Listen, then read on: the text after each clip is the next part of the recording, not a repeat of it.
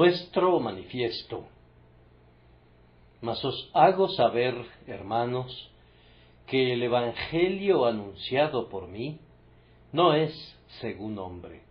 Gálatas 1:11.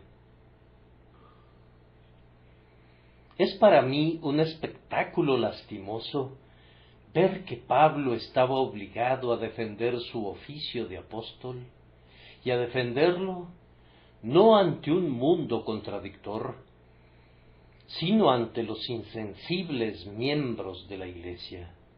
Ellos afirmaban que Pablo no era verdaderamente un apóstol, puesto que no había visto al Señor, y expresaban muchas otras cosas despectivas sobre él.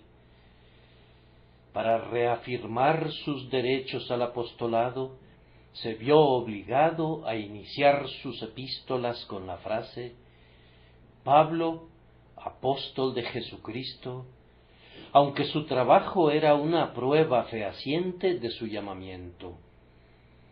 Si a pesar de que Dios nos hubiere bendecido con la conversión de muchos, algunos de esos convertidos cuestionaran la validez de nuestro llamamiento al ministerio, podríamos considerarlo como una prueba de fuego, pero no deberíamos concluir que algo extraño nos ha ocurrido. Hay una mayor justificación para que se cuestione nuestro llamamiento al ministerio que para dudar del apostolado de Pablo. Si nos sobreviniera esa indignidad, podemos sobrellevarla alegremente por amor de nuestro Maestro. No debería sorprendernos, amados hermanos, que nuestro ministerio esté sujeto a ataques, porque esa ha sido la suerte de quienes nos han precedido, y careceríamos de un gran sello de nuestra aceptación ante Dios si no recibiéramos el homenaje inconsciente de la enemistad que el mundo impío le brinda siempre a los fieles. Cuando no molestamos al diablo, él no nos molesta. Si su reino no es conmovido, no se preocupará por nosotros ni por nuestro trabajo, sino que nos dejará gozar de una ignominiosa tranquilidad. Reciban consuelo de la experiencia del apóstol de los gentiles. Él es particularmente nuestro apóstol, y podemos considerar que su experiencia es un tipo de lo que podemos esperar mientras laboramos entre los gentiles de nuestra propia época. El tratamiento que han recibido muchos hombres eminentes durante su vida ha sido profético del tratamiento que recibirán sus reputaciones después de su muerte.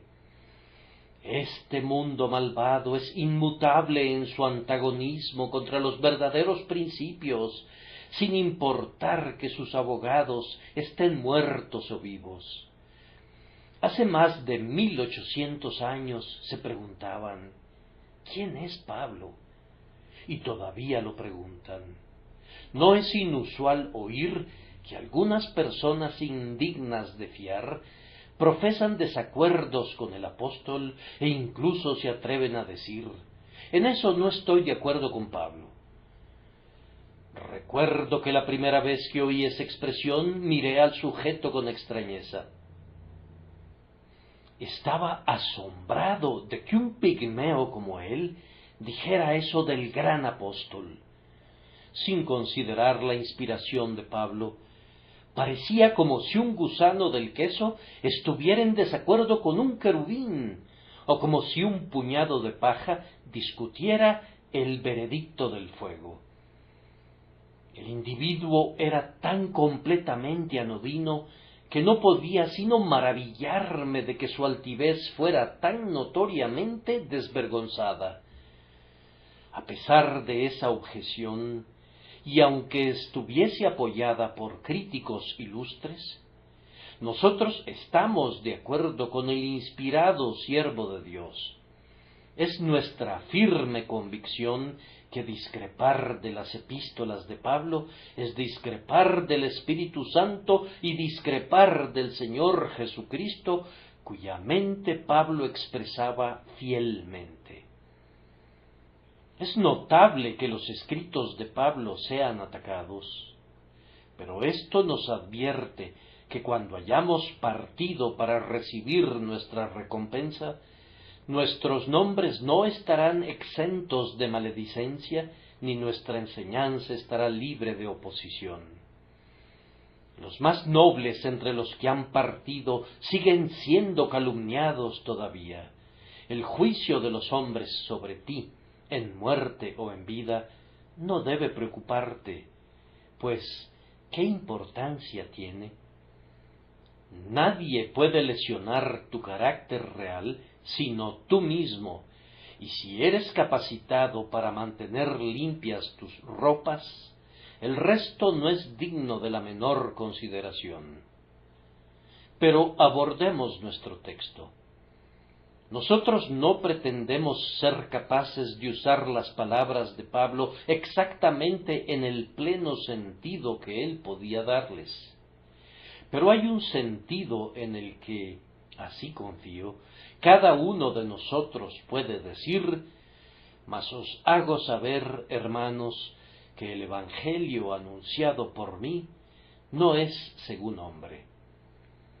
No sólo podemos decir eso, sino que deberíamos ser capaces de decirlo con entera veracidad.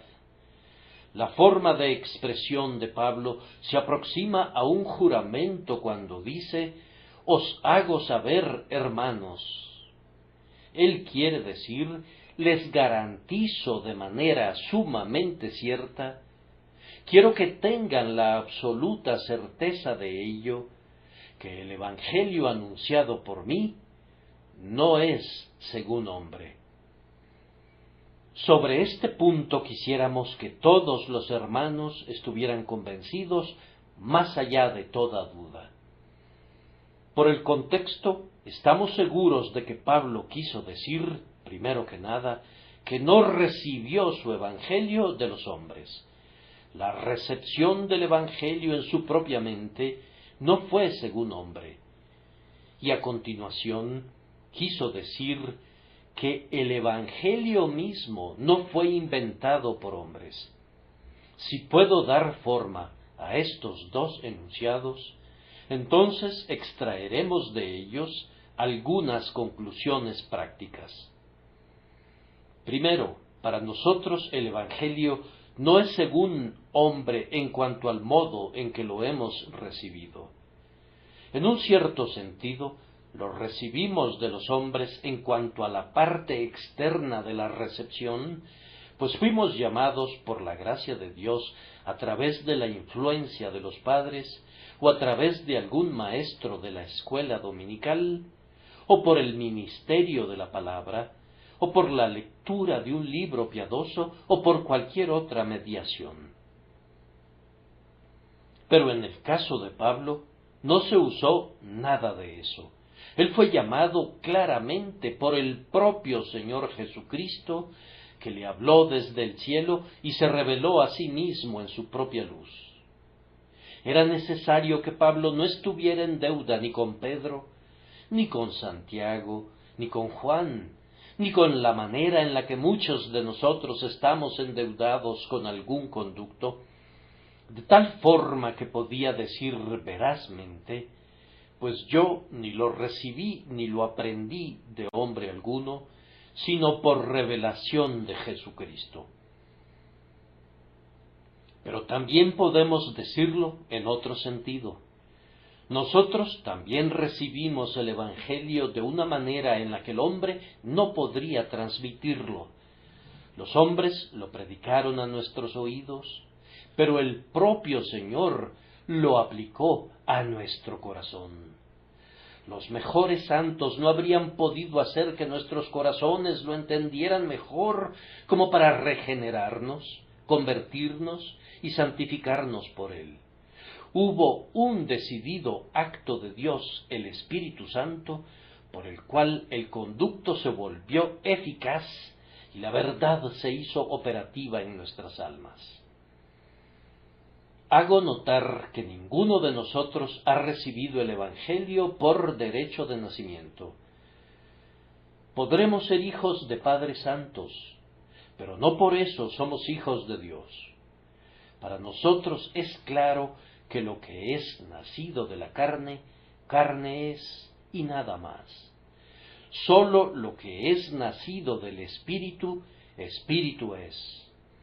Con todo, nos enteramos de algunas personas cuyos hijos no necesitan la conversión. Hablan de sus hijos y afirman que están libres de la corrupción natural y que nacen siendo hijos de Dios y que poseen una gracia interior que sólo necesita ser desarrollada. Yo lamento decir que mi padre no halló que yo fuera así de niño.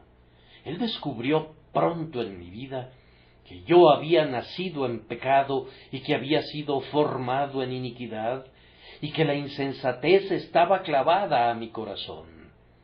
Amigos y maestros pronto percibieron en mí una depravación natural, y ciertamente yo la he encontrado en mí mismo. El triste descubrimiento no necesitó de una búsqueda muy detallada, pues el efecto del mal me miraba a la cara en mi carácter. La tradición que afirma que nacemos con una naturaleza santa está alcanzando una firme posición en la Iglesia profesante, aunque es contraria a la Escritura y es inclusive contraria a las confesiones de fe que son admitidas todavía oficialmente.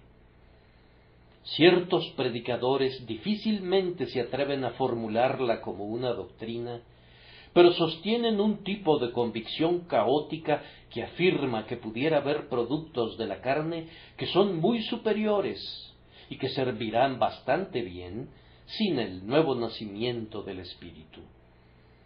Esta convicción tácita conduce a una membresía por derecho de nacimiento, y eso es fatal para cualquier comunidad cristiana en donde quiera que llegue a ser la regla.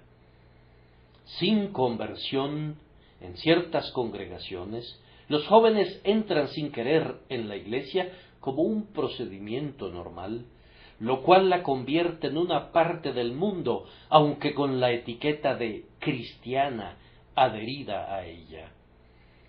Que en nuestras iglesias nunca nos hundamos en esa condición.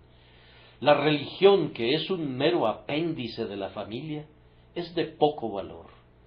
La verdadera simiente no es engendrada de sangre, ni de voluntad de carne, ni de voluntad de varón, sino de Dios. Nosotros no hemos recibido nuestra fe por tradición de nuestros padres, y sin embargo, algunos de nosotros, si la verdadera fe pudiera ser recibida de esa manera, la habríamos recibido así ciertamente, pues si no somos hebreos de hebreos, con todo, de acuerdo a nuestro árbol genealógico, somos puritanos de puritanos que provenimos de muchas generaciones de creyentes. Esto lo consideramos como poca cosa delante de Dios, aunque no nos avergonzamos de ello delante de los hombres. Nosotros no tenemos ningún padre en nuestra vida espiritual, excepto al propio Señor, y no recibimos esa vida, ni el Evangelio, por ningún parentesco carnal, sino únicamente del Señor. Hermanos, no recibimos el Evangelio, ni tampoco lo recibimos ahora, debido a la enseñanza de algún hombre o de un grupo de hombres. ¿Recibieron algo ustedes porque Calvino lo enseñó? Si es así, necesitarían revisar sus fundamentos. ¿Creen en alguna doctrina porque Juan Wesley la predicó? Si así fuera, tendrían razón de examinar cuáles son sus propósitos. El modo de Dios por el cual hemos de recibir la verdad es que la recibamos por el Espíritu Santo. Es útil que sepa lo que tal y tal ministro creyó. El juicio de un teólogo santo, piadoso, de clara visión y dotado, no es despreciable y merece que lo tengamos en cuenta. Es tan probable que esté en lo correcto como nosotros lo estamos, y deberíamos discrepar con alguna vacilación de un hombre instruido por la gracia. Pero es algo muy diferente decir: yo lo creo por la autoridad de ese buen hombre. En nuestra condición de jóvenes cristianos bisoños, podría no ser lesivo recibir la verdad de pastores y de padres, etc. Pero si hemos de convertirnos en hombres en Cristo Jesús y en maestros de otros, debemos abandonar el hábito infantil de la dependencia de otras personas y debemos buscar por nosotros mismos. Ahora podemos salir del huevo y hemos de deshacernos de los trozos de concha tan pronto como nos sea posible. Es nuestro deber escudriñar las Escrituras para ver si estas cosas son así. Y además, es nuestra sabiduría clamar pidiendo la gracia para apropiarnos de cada verdad y hacerla morar en nuestra naturaleza interior. Es tiempo de que podamos decir: esta verdad es ahora tan personalmente mía como si nunca la hubiese oído de labios de ningún hombre. Yo la recibo porque ha sido escrita en mi propio corazón por el Señor mismo. No me llegó según hombre. Hay una opinión prevaleciente en ciertos círculos que afirma que no debes recibir nada a menos que los hombres te lo enseñen. La palabra hombres es engullida y ocultada, pero está allí, después de todo, bajo el término de la Iglesia. La Iglesia es erigida como la gran autoridad. Si la Iglesia lo ha sancionado, no te atreves a cuestionarlo. Si ella lo decreta, a ti te corresponde obedecer. Pero esto equivale a recibir con creces un evangelio según hombre, y el proceso involucrado es extraño. Tienes que rastrear un dogma y verificar que venga a través de una iglesia visible, continua, y esto te conducirá a la cloaca máxima de la antigua Roma. Aunque la verdad sea manifiestamente clara y pura y compruebe ser agua de vida para ti, con todo, no debes aceptarla, pues debes dirigirte al lodoso torrente que puede ser rastreado a través del inmundo canal de una iglesia continua que a lo largo de las épocas ha apostatado. Amados hermanos míos, el hecho de que una doctrina sea creída por lo que podría ser llamado cortésmente la Iglesia, no es ninguna salvaguarda para su validez. La mayoría de nosotros casi consideraría que es necesario preguntarnos si una doctrina pudiera ser verdadera cuando ha sido avalada por esas grandes corporaciones mundanas que han usurpado el nombre de iglesias de Cristo. Muchas denominaciones reclaman una sucesión apostólica, y si hay alguien que la posee, los bautistas son los más probables, puesto que practican las ordenanzas tal como les fueron entregadas. Pero nosotros no nos preocupamos de rastrear nuestro linaje a través de la larga línea de mártires y de hombres aborrecidos por los eclesiásticos. Si pudiéramos hacer eso sin ninguna interrupción, el resultado no sería de ningún valor a nuestros ojos, pues el andrajo de la sucesión apostólica no es digno de ser conservado. Quienes contienden por una ficción pueden monopolizarla si quieren. Nosotros no recibimos la revelación de Dios porque haya sido acogida por una sucesión de padres, monjes, abades y obispos. Nos agrada percibir que algunos de ellos vieron la verdad de Dios y la enseñaron, pero eso no la convierte en una verdad para nosotros. Cada uno de nosotros querría decir: os hago saber, hermanos, que el Evangelio anunciado por mí no es según hombre. Nunca pensamos en citar a la comunidad de hombres llamada Iglesia como la autoridad definitiva para la conciencia. Nosotros no hemos aprendido así a Cristo. Además, y espero hablar a nombre de todos los aquí presentes, cuando digo que hemos recibido la verdad personalmente por la revelación del Espíritu del Señor a nuestras propias almas. Aunque en un grupo tan grande como este pudiera haber un Judas, y el «soy yo, Señor», muy bien podría circular con una santa desconfianza de uno mismo. Con todo, a menos que estemos terriblemente engañados, todos nosotros podemos decir que hemos recibido la verdad que predicamos por medio de la enseñanza interna del Espíritu Santo. Recurramos a nuestros diarios, aunque las fechas estén ahora muy lejanas en el tiempo. Recordemos cuando la luz irrumpió y reveló nuestro estado perdido. Ese fue el cimiento de nuestra enseñanza. Ah, amigos, ¿recuerdan cuando recibieron con poder las más oscuras doctrinas que constituyen la hoja de realce de las inapreciables joyas del Evangelio? Yo creía que era culpable, pues así me lo habían enseñado. Pero en aquel instante y en aquel lugar supe en mi alma que así era. Oh, cómo lo supe, culpable ante Dios, ya condenado y permaneciendo bajo la vigente maldición de una ley quebrantada. Yo estaba penosamente desalentado. Había oído la predicación sobre la ley de Dios y había temblado al oírla. Pero ahora sentía la convicción interior de la culpa personal que resultaba ser muy lacerante. Me veía como un pecador. ¿Y qué espectáculo era ese?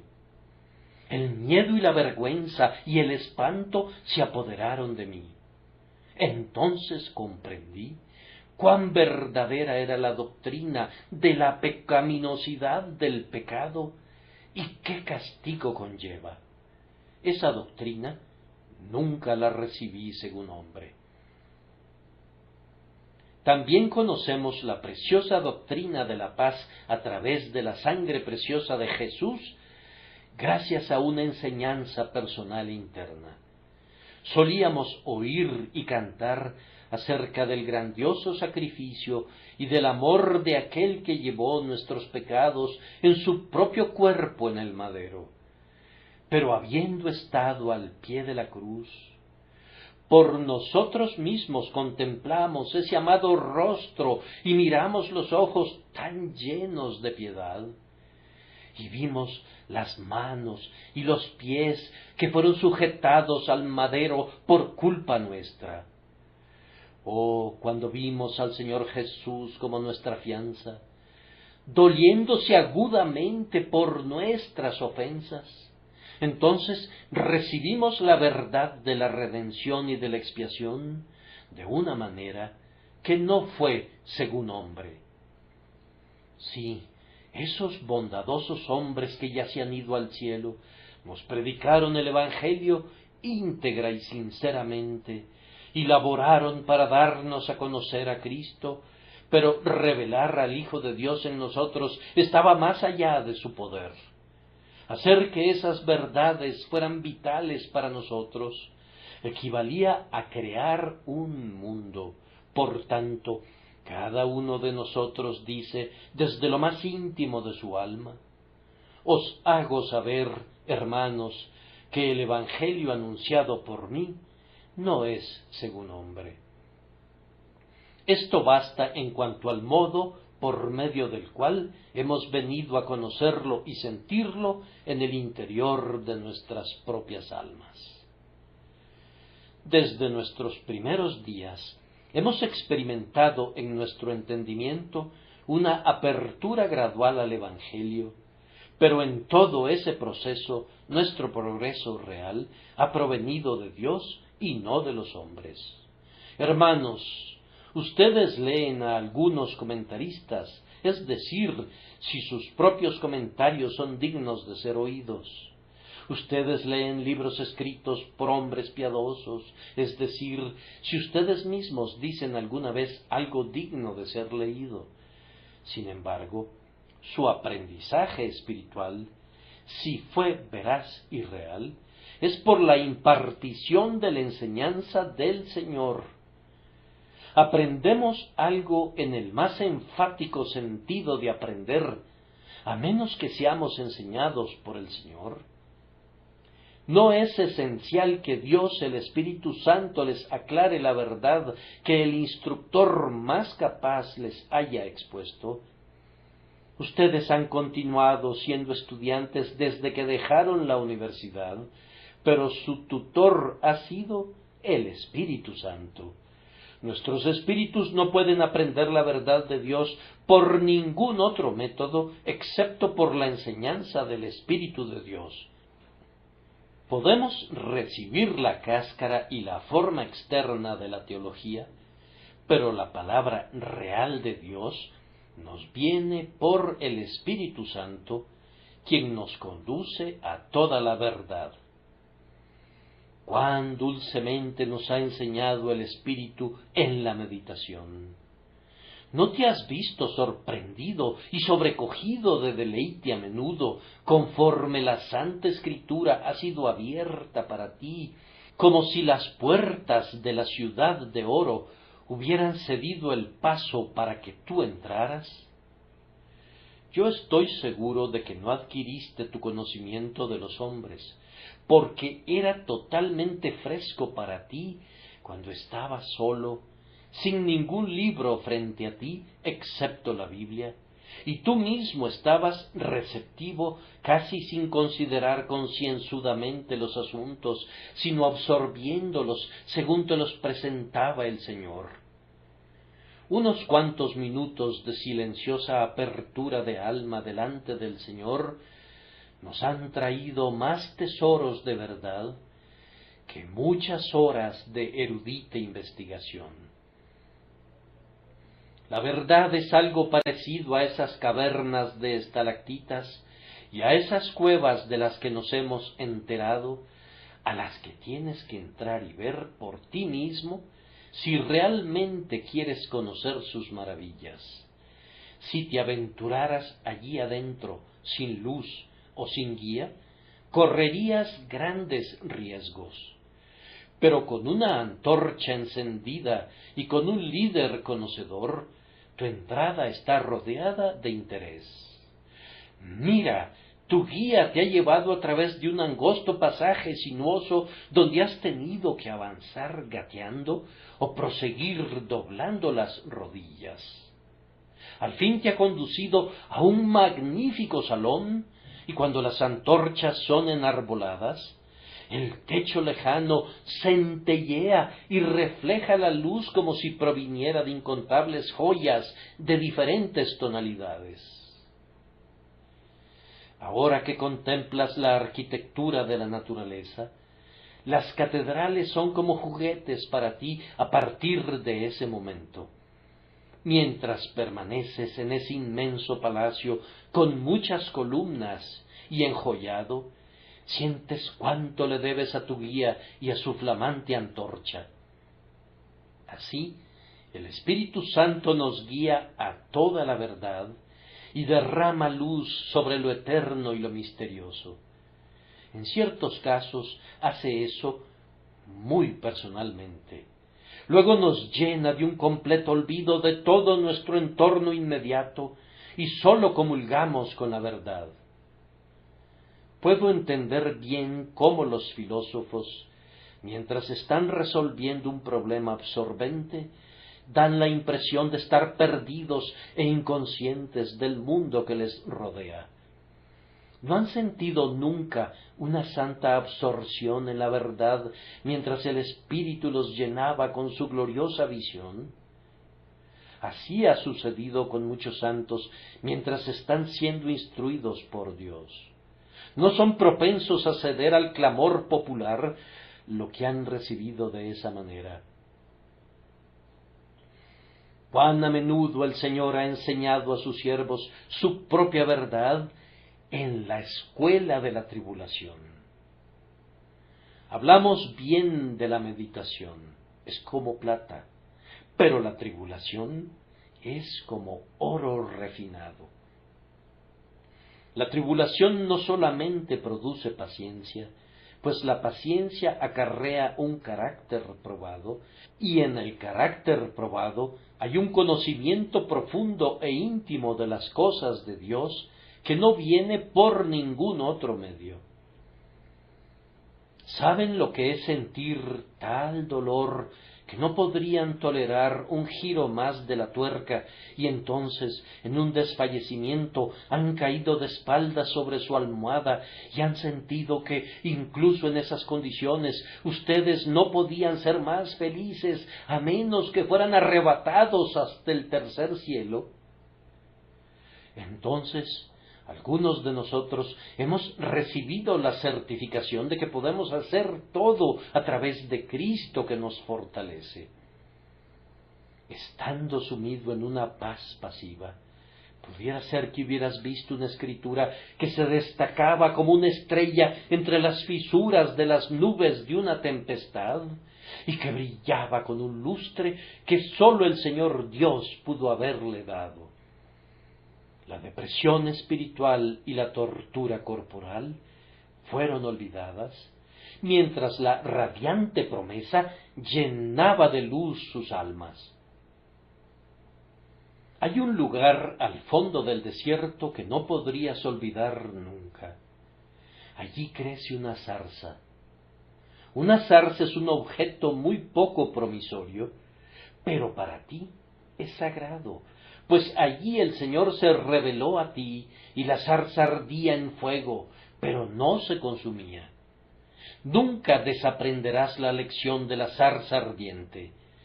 Conocemos alguna verdad mientras el Espíritu Santo no la grabe con fuego en nosotros y la esculpa en nuestra alma con un cincel de hierro y con punta de diamante.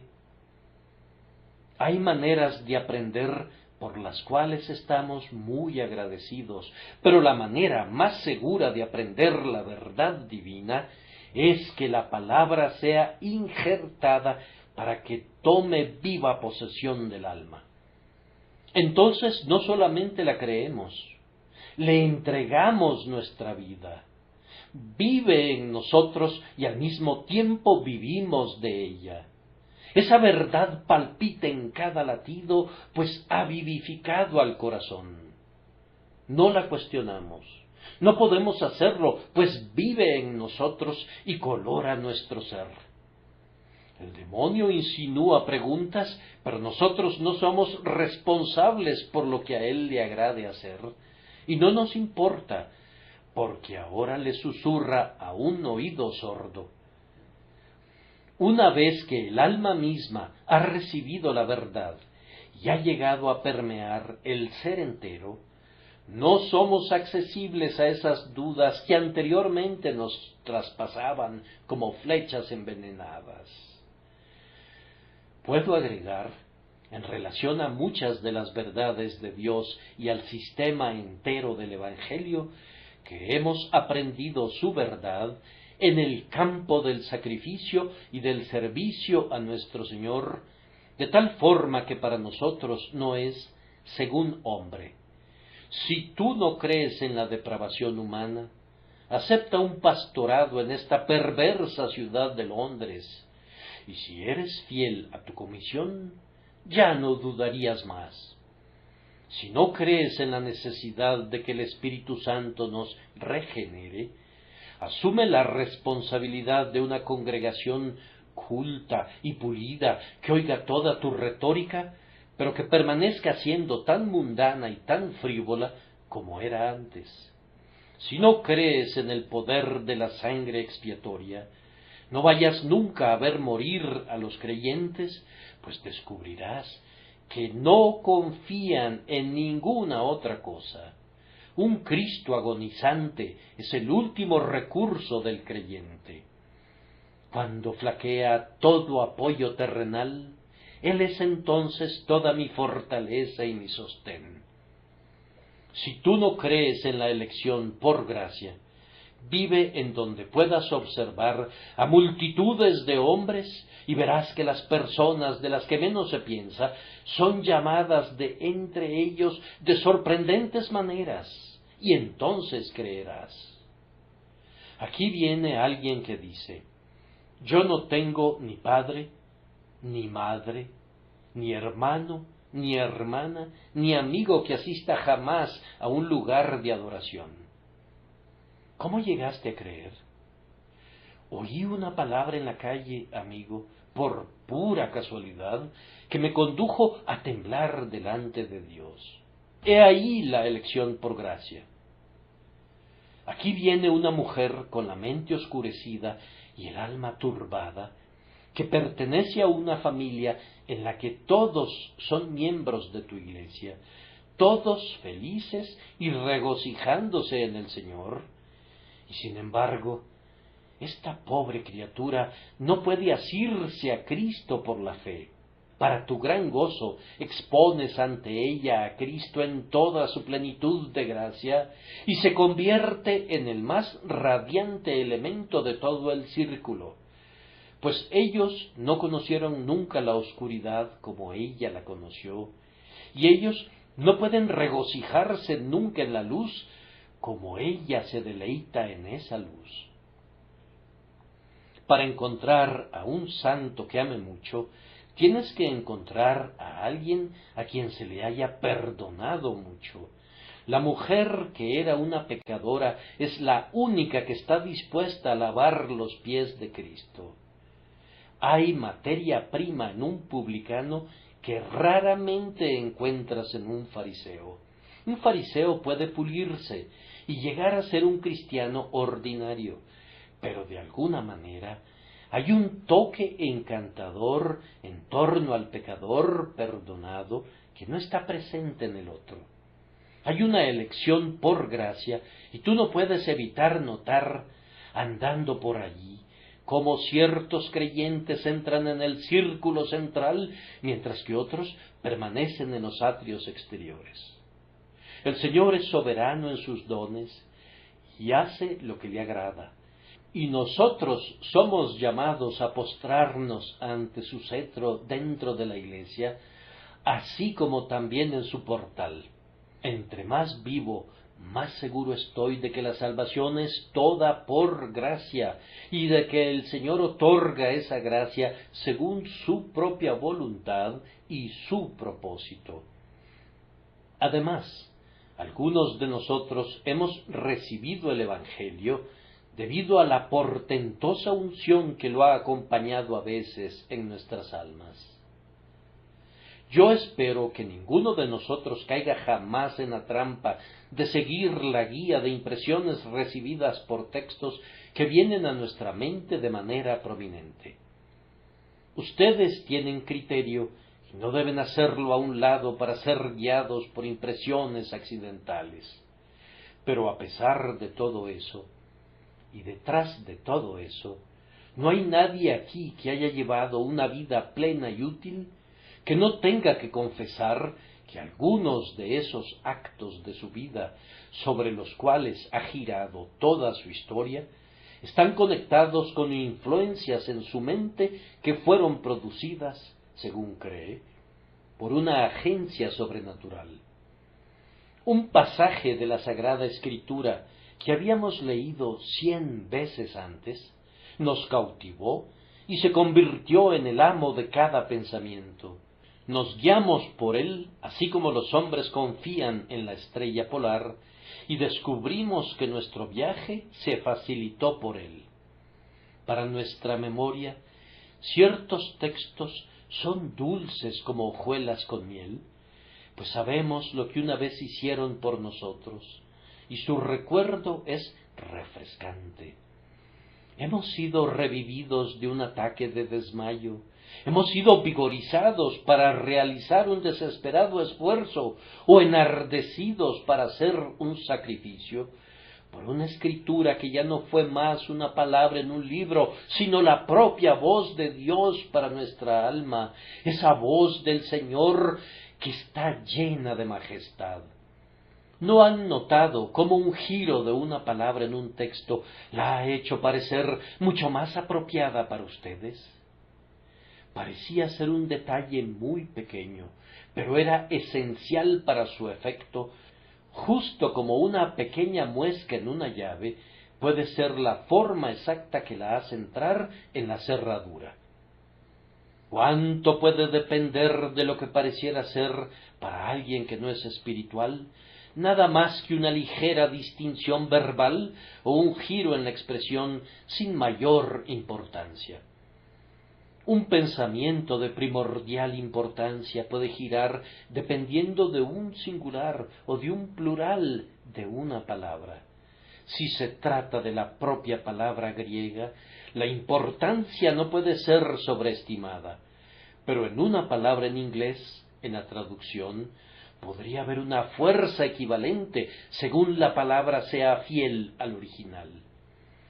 Muchos individuos que sólo pueden leer nuestra maravillosa versión en inglés llegan a valorar sus palabras porque el Señor las ha bendecido para sus almas. Un sencillo amigo galés creía que nuestro Señor debía ser galés porque, decía, siempre me habla a mí en galés. A mí me ha parecido a menudo como si el bienamado de mi alma hubiese nacido en mi pueblo natal, como si hubiese asistido a mi escuela y hubiese atravesado por todas mis experiencias personales, pues me conoce mejor de lo que yo me conozco. Aunque yo sé que él fue de Belén y de Judea, con todo, pareciera ser de Londres o de Surrey. Es más, yo veo en él algo más de lo que la condición de hombre podría haberle aportado. Discierno en él algo más que la naturaleza de un hombre, pues entra en los entresijos más íntimos de mi alma, me lee como una página abierta, me consuela como alguien que creció conmigo, se hunde en mis más profundos dolores y me asiste en los gozos más sublimes. Yo tengo secretos en mi corazón que sólo Él conoce. ¿Cómo desearía que su secreto estuviera conmigo, así como el mío está con Él, en la medida de mi capacidad? Es debido a ese poder maravilloso que el Señor Jesús tiene sobre nosotros a través de su sagrada palabra, que recibimos esa palabra suya y no la recibimos según hombre. ¿Qué es la unción, hermanos míos? Me temo que nadie puede ayudarme con una definición. ¿Quién podría definirla? Con todo, nosotros sabemos dónde está y ciertamente sentimos dónde no está. Cuando esa unción perfuma a la palabra, es su propio intérprete, es su propio apologista, es su propia confirmación y comprobación para la gente regenerada. Entonces, la palabra de Dios trata con nosotros como ninguna palabra de hombre lo hizo o podría hacerlo jamás. Por tanto, no la hemos recibido de hombres. A pesar de que constantemente recibimos la palabra divina como realmente lo hacemos, nos llega con una energía siempre fresca y persuasiva. Viene especialmente a nosotros con un poder santificador que es la mejor prueba de que proviene del Trino y Santo Dios. Las palabras de los filósofos pueden enseñarnos lo que es la santidad, pero la palabra de Dios nos hace santos. Oímos a nuestros hermanos que nos exhortan a aspirar a altos grados de gracia, pero la palabra de Dios nos eleva hasta ellos.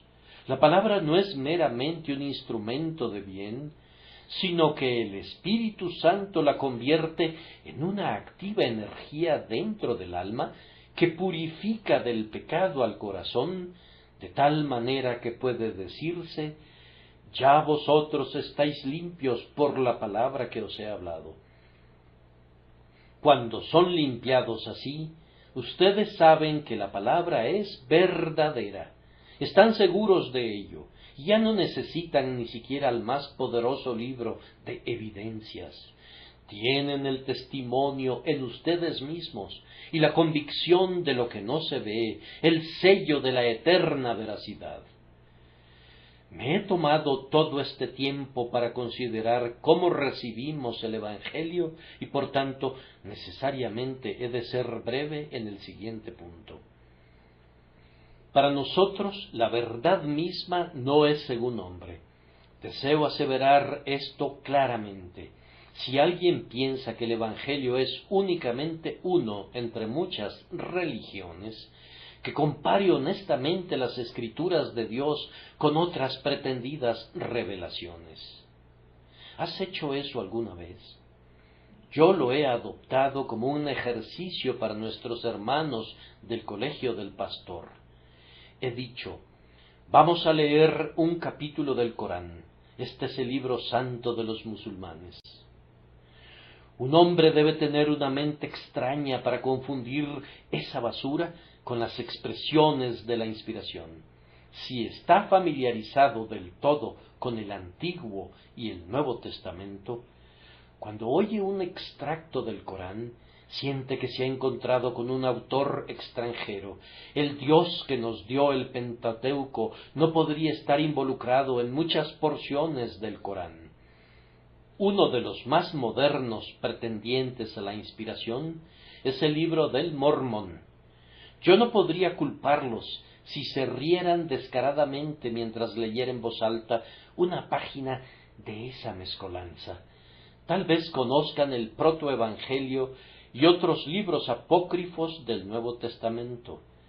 Sería insultar el criterio del más pequeño en el reino de los cielos suponer que podría confundir el lenguaje de esas falsificaciones con el lenguaje del Espíritu Santo.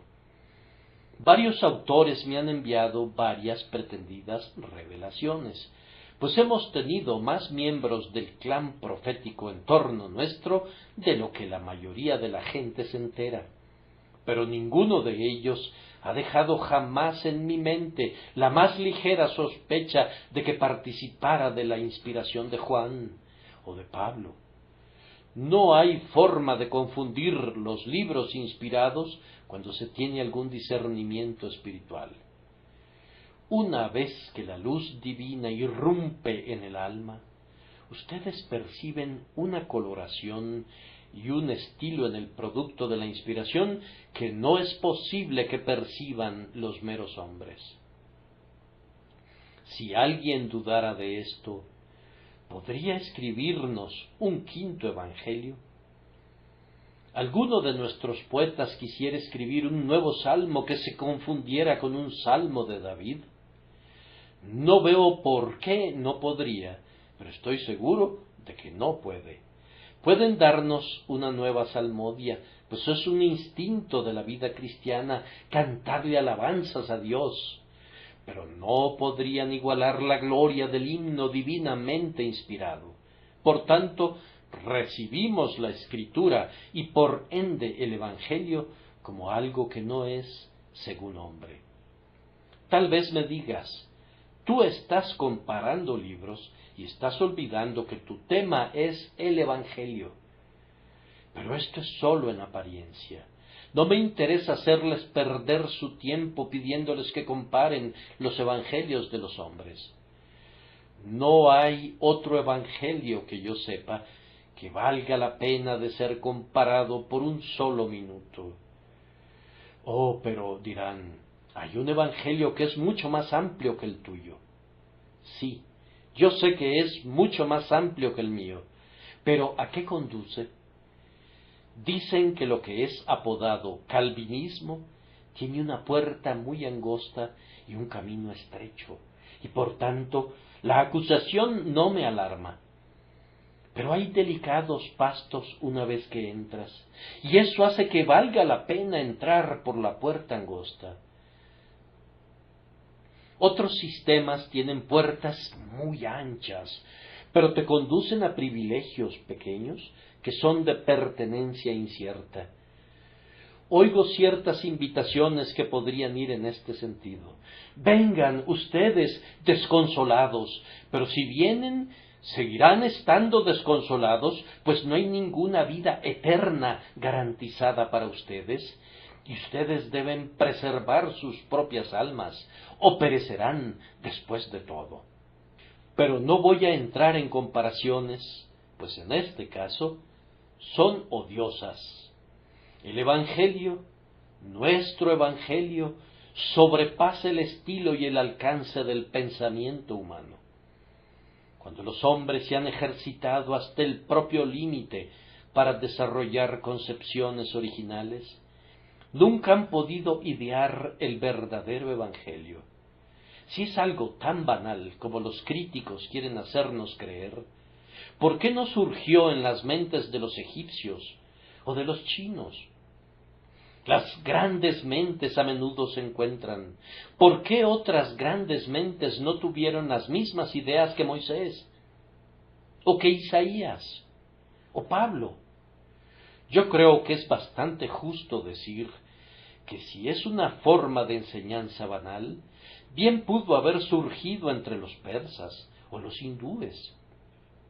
O seguramente podríamos haber encontrado algo parecido entre los grandes maestros de Grecia.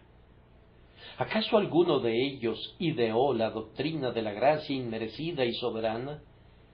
¿Adivinaron la encarnación y el sacrificio del Hijo de Dios? No, incluso con la ayuda de nuestro libro inspirado, ningún musulmán, hasta donde yo sé, ha enseñado un sistema de gracia en el que Dios es glorificado en cuanto a su justicia, su amor y su soberanía.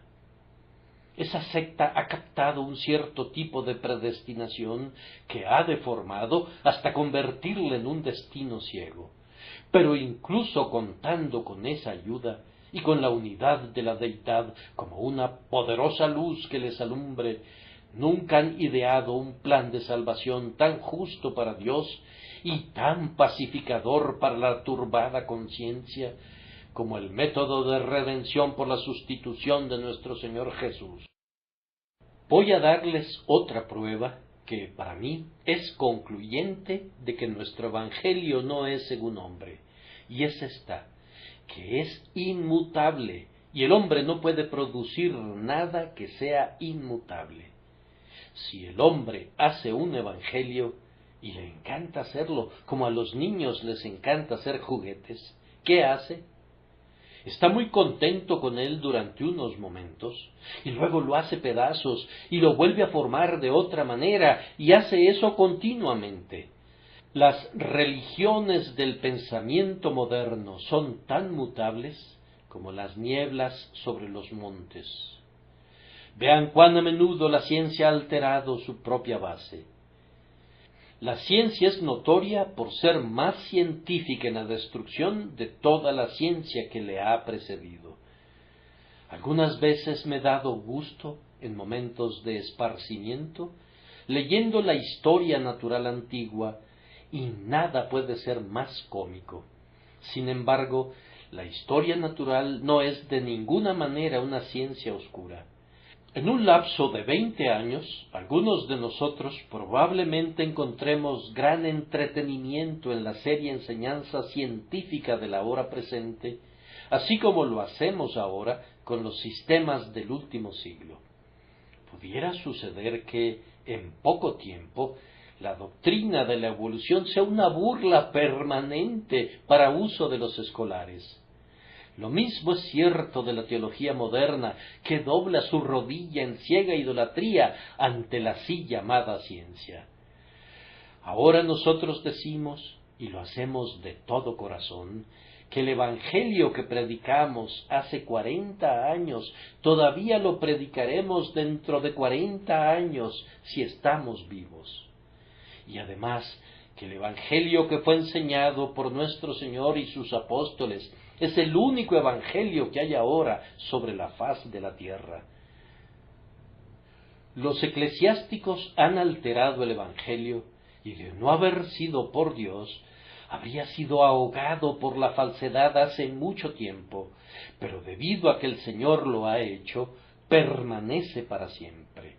Todo lo que es humano es trastornado en breve, de tal manera que cambia con cada fase de la órbita lunar. Pero la palabra del Señor no es según hombre, pues es la misma ayer, hoy y por los siglos. Además, no puede ser según hombre porque se opone al orgullo humano. Otros sistemas adulan al hombre, pero éste dice la verdad. Escucha a los soñadores de hoy cómo aclaman a la dignidad de la naturaleza humana. ¡Cuán sublime es el hombre! Pero señálame una sola sílaba en la que la palabra de Dios se proponga el enaltecimiento del hombre. Por el contrario, lo abate hasta el propio polvo y revela su condenación. ¿Dónde está la jactancia? Está excluida. La puerta ha sido cerrada en su cara. La autoglorificación de la naturaleza humana es extraña para la Escritura, que tiene como su gran objetivo la gloria de Dios. Dios es todo en el Evangelio que yo predico, y yo creo que Él es todo en el ministerio de ustedes también. Hay un Evangelio en el que la obra y la gloria están divididas entre Dios y el hombre, y la salvación no es completamente por gracia, pero en nuestro Evangelio la salvación es de Jehová. El hombre no habría podido inventar, ni inventaría, ni idearía un evangelio que lo abatiera y que asegurara para el Señor Dios todo el honor y la alabanza. Esto me parece que está claro, más allá de toda duda, y por esta razón nuestro evangelio no es según hombre. Además, no es según hombre porque no le da al pecado ningún respiro.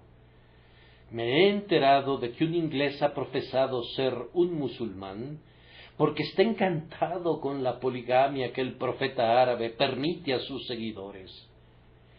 Sin duda, la perspectiva de 4 esposas ganaría convertidos que no fueran atraídos por consideraciones espirituales. Si tú predicaras un evangelio que hiciera concesiones para la naturaleza humana y tratara al pecado como si fuera un error más bien que un crimen, encontrarías oyentes dispuestos.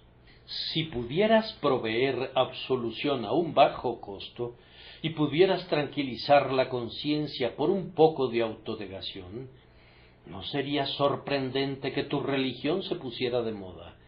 Pero nuestro Evangelio declara que la paga del pecado es la muerte, y que sólo podemos tener vida eterna como una dádiva de Dios, y que esta dádiva siempre acarrea consigo dolor por el pecado, y odio hacia el pecado, y un esfuerzo por evitarlo. Nuestro Evangelio le dice a un hombre que debe nacer de nuevo y que sin el nuevo nacimiento estará perdido eternamente, mientras que con él obtendrá la salvación eterna. Nuestro Evangelio no ofrece ninguna excusa ni encubrimiento del pecado, sino que lo condena completamente. No presenta ningún perdón excepto a través de la grandiosa expiación, y no le da ninguna seguridad al hombre que trate de albergar cualquier pecado en su pecho. Cristo murió por el pecado, y nosotros debemos morir al pecado o debemos morir eternamente. Si predicamos el Evangelio fielmente, tenemos que predicar la ley. No puedes predicar plenamente la salvación por Cristo sin poner al Sinaí al fondo del cuadro y al Calvario al frente. Los hombres deben ser conducidos a sentir el mal del pecado antes de que valoren el grandioso sacrificio que es la cabeza y la parte frontal de nuestro Evangelio. Esto no va de acuerdo al gusto de esta o de ninguna otra época, y por tanto yo estoy seguro de que el hombre no lo inventó. Sabemos que el Evangelio de nuestro Señor Jesucristo no es según hombre, porque nuestro Evangelio es muy apropiado para los pobres y los analfabetos. Los pobres, según la moda usual de los hombres, son pasados por alto. El Parlamento ha cercado todos los terrenos comunales de tal manera que un hombre pobre no puede tener un ganso. Yo no dudo que, si fuera probable que fuera válido, pronto nos enteraríamos de algún proyecto de ley para distribuir las propiedades disponibles de las estrellas entre ciertos señores del cielo. Es evidente que una excelente propiedad en las regiones celestiales no está registrada en este momento en ninguna de nuestras cortes. Bien, preferirían cercar y asignar el sol, la luna y las estrellas que apropiarse del Evangelio de nuestro Señor Jesús. Este es el derecho comunal del hombre pobre. A los pobres es anunciado el Evangelio.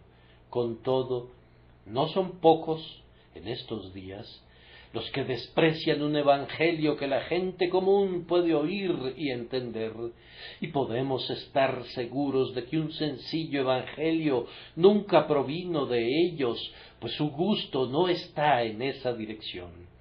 Ellos quieren algo abstruso, o como dicen, ponderado. Oímos este tipo de comentarios. Nosotros somos personas intelectuales y necesitamos un ministerio culto.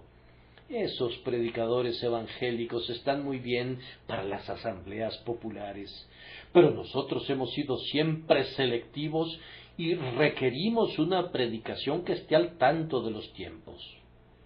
Sí, y su hombre será uno que no predicaría el evangelio a menos que fuera de una manera nubosa, pues si declarara el evangelio de Jesús, los pobres tendrían la oportunidad de entrometerse y traumatizarían a los distinguidos caballeros y a las encopetadas damas.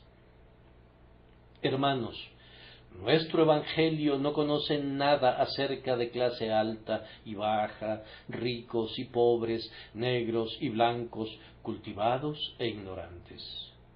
Si hace alguna diferencia, prefiere a los pobres y a los oprimidos.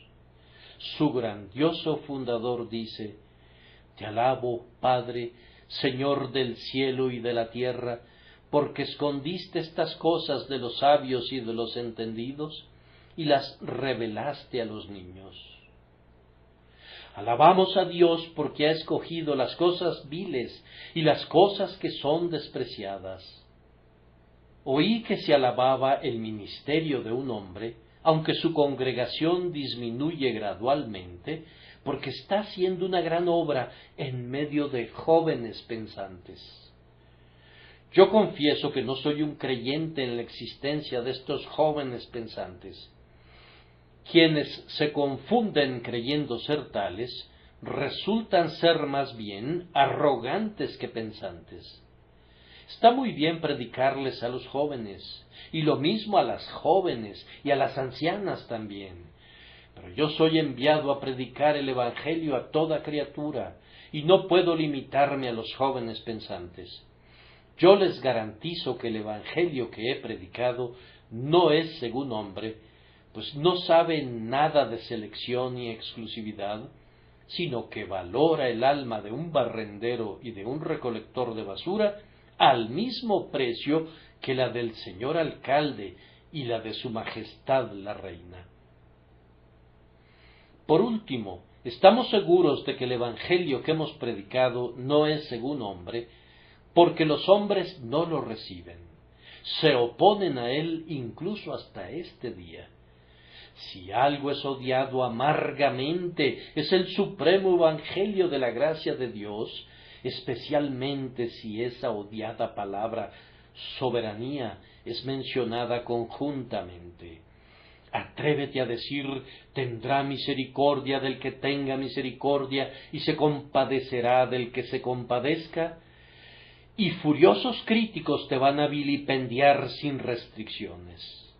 El fanático religioso moderno no sólo odia la doctrina de la gracia soberana, sino que despotrica y se enfurece ante su simple mención. Preferiría oír que blasfemaras a que predicaras la elección por el Padre, la expiación por el Hijo y la regeneración por el Espíritu. Si quisieras ver a un hombre excitarse al punto de que lo satánico prevalezca claramente, deja que algunos teólogos te oigan predicar un sermón sobre la gracia soberana. Un evangelio que es según hombre es bienvenido por los hombres, pero se requiere de una operación divina en el corazón y en la mente para hacer que un hombre esté dispuesto a recibir en lo más íntimo de su alma este desagradable evangelio de la gracia de Dios. Amados hermanos míos, no traten de hacerlo agradable para las mentes carnales. No oculten la ofensa de la cruz, no vaya a ser que lo vuelvan ineficaz. Los ángulos y las aristas del Evangelio son su fortaleza. Recortarlos sería privarlo de su poder. Atenuarlo no implica un incremento de su fuerza, sino su muerte. Vamos, incluso en medio de las sectas, has de haber notado que sus puntos distintivos son los cuernos de su poder, y cuando son prácticamente omitidos, la secta se agota. Aprende entonces que si sacas a Cristo del cristianismo, el cristianismo está muerto. Si remueves del Evangelio la gracia, el Evangelio se esfuma. Si a la gente no le gusta la doctrina de la gracia, increméntales la dosis. Siempre que sus enemigos se quejen de un cierto tipo de arma, un poder militar sabio proveerá más de ese tipo de artillería. Un gran general, presentándose ante su rey, se tropezó con su propia espada. «Veo», dijo el rey, «que tu espada se interpone en el camino». El guerrero respondió: «Los enemigos de su majestad han sentido con frecuencia lo mismo». No lamentamos que nuestro evangelio ofenda a los enemigos del rey. Queridos amigos, si no hemos recibido el evangelio según hombre, sino de Dios, continuemos recibiendo la verdad por el canal de la fe divinamente designado. ¿Estás seguro de que vas a entender la plenitud de la verdad de Dios? Para la mayoría de nosotros, el entendimiento es como un angosto postigo en la puerta de la ciudad de alma humana, y las grandes cosas de Dios no pueden ser reducidas de tamaño para que pasen por la entrada. La puerta no es lo suficientemente ancha, pero nuestra ciudad tiene una gran puerta llamada fe, a través de la cual incluso lo infinito y lo eterno pueden ser admitidos. Renuncia al desesperado empeño de meter a la fuerza en la mente, mediante los esfuerzos de la razón, lo que puede morar fácilmente en ti por el Espíritu Santo a través de la fe. Los que hablamos contra el racionalismo somos propensos a razonar demasiado, y no hay nada tan irrazonable como esperar recibir las cosas de Dios a través del razonamiento lógico. Debemos creerlas sobre la base del testimonio divino, y cuando nos someten a prueba, e incluso cuando parecieran exacerbar las sensibilidades de la humanidad, no por eso hemos de dejar de recibirlas de igual manera. No debemos ser jueces de lo que la verdad de Dios debería ser. Hemos de aceptarla tal como la revela el Señor. A continuación, cada uno de nosotros debe esperar encontrar oposición si recibe la verdad del Señor, y especialmente la oposición de una persona muy cercana y querida para nosotros, es decir, nuestro yo. Hay un cierto hombre viejo que todavía está vivo, y no es ningún amante de la verdad, sino, por el contrario, es un partidario de la falsedad. Oí decir a un amable policía que cuando se encontraba en la plaza de Trafalgar, y unos sujetos de la más vil calaña lo patearon a él y a otros policías, sintió que un hueso del hombre viejo se retorcía dentro de él. Nosotros hemos sentido también ese hueso con frecuencia. La naturaleza carnal se opone a la verdad, pues no está reconciliada con Dios, ni tampoco puede estarlo en verdad. Pidámosle al Señor que venzamos el orgullo y que la verdad nos domine a pesar de nuestros malvados corazones.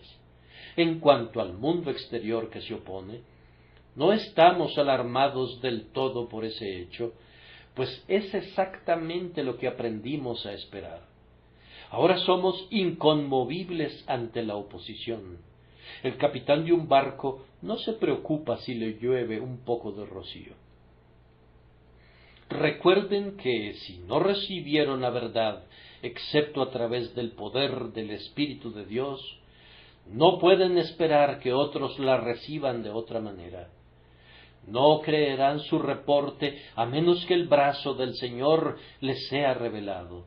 Pero entonces, si la fe es la obra del Espíritu Santo, no hemos de temer que los hombres la destruyan. Quienes intentan cambiar nuestra creencia harían bien en tener un poco de duda en lo tocante a su éxito en la tarea que han asumido. Si la fe es una obra divina dentro de nuestras almas, podemos desafiar todos los sofismas, adulaciones, tentaciones y amenazas. Seremos divinamente obstinados. Quienes quisieran pervertirnos tendrán que renunciar a nosotros. Posiblemente nos llamen intolerantes o intransigentes o incluso idiotas, pero esto significa poco si nuestros nombres están escritos en el cielo. Hemos de concluir también de nuestro tema que si estas cosas nos vienen de Dios, podemos apoyar todo nuestro ser en ellas. Si nos vinieran de los hombres, probablemente nos fallarían en una crisis. ¿Confiaste alguna vez en los hombres y no tuviste que lamentarlo amargamente antes que el sol declinara? ¿Confiaste alguna vez en un brazo de carne sin descubrir que los mejores hombres son hombres a lo sumo? Podemos vivir y podemos morir apoyados en el Evangelio sempiterno. Tratemos más y más con Dios y sólo con Él. Si hemos obtenido la luz de Él, hay más bendiciones que pueden obtenerse. Acudamos a ese mismo Maestro para que aprendamos más de las cosas profundas de Dios. Creamos valerosamente en el éxito del Evangelio que hemos recibido. Creemos en Él. Creamos y trabajemos para que lo tenga. No desesperaremos aunque toda la iglesia visible apostate. En una ocasión, cuando los invasores habían sitiado Roma y todo el país estaba a su merced, se tenía que vender un trozo de tierra y un romano lo compró a un valor justo. Aunque el enemigo estaba allí, el comprador confiaba que sería desalojado. Fue advertido de que el enemigo podría destruir al Estado romano. —Que lo intente —respondió—. Tienes que tener la misma mentalidad. El Dios de Jacob es nuestro refugio y nadie puede oponerse a su eterno poder y deidad. El Evangelio eterno es nuestro pendón y si lo sostiene Jehová, nuestro pendón nunca será arriado. En el poder del Espíritu Santo la verdad es invencible. Adelante ustedes, huestes del infierno y ejércitos de los extranjeros. Que la astucia y las críticas, el racionalismo y la superchería sacerdotal hagan lo mejor que puedan. La palabra de Dios permanece para siempre. Esa misma palabra que se predica a los hombres por medio del Evangelio.